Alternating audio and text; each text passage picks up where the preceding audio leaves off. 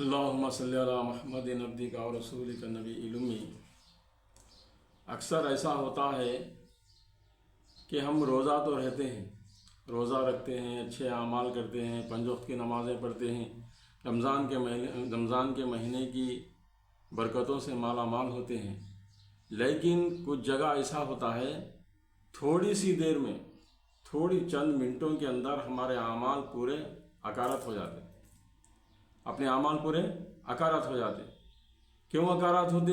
الٹا اپنے اوپر گناہ پڑ جاتا۔ ہم یہ نہیں سوچتے کہ روزے کی حالت میں کسی کی غیبت کرنا کیسا ہے، کسی کی چغلی کرنا کیسا ہے۔ دیکھو، غیبت اور چغلی کے بارے میں ایسا ہے، اگر کسی کی غیبت کرے، اگر اسے معلوم ہوگا تو اس کا دل ناراض ہو جاتا۔ جب تک اس سے معافی نہیں مانگتے، اللہ تعالیٰ اپنے کو معاف نہیں کرتے کسی کی غیبت کرے تو۔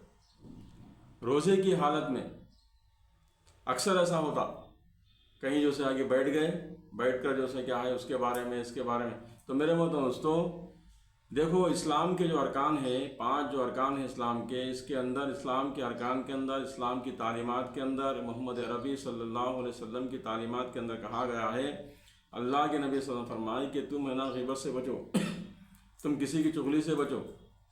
کسی کی غیبت کرنا اپنے مرے ہوئے بھائی کا گوشت کھانے کے برابر ہے، بولے اللہ کے نبی صلی اللہ علیہ وسلم۔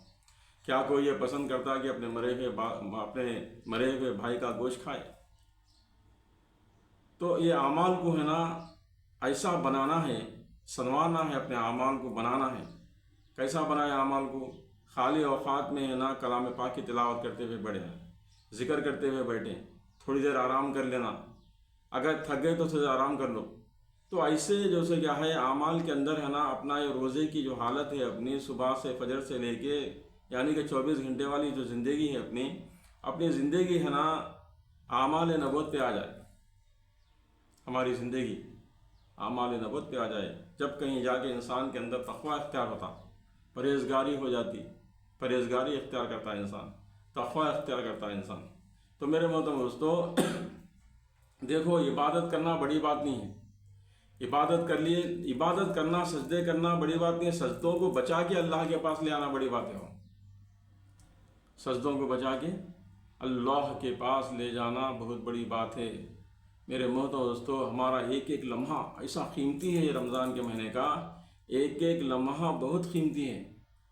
اللہ پاک ہماری کب مغفرت کر دیتے، کون سی گھڑی، کون سا ٹائم ہوگا، وہ کب ہم اللہ سے دعا مانگیں گے، کب ہماری ادا اللہ کو پسند آ جائے، نہیں بول سکتے۔ تو اسی لیے کیا اللہ سے ڈرتے رہنا ہے، اللہ سے ڈرتے ہوئے سارے اعمال کرنا ہے۔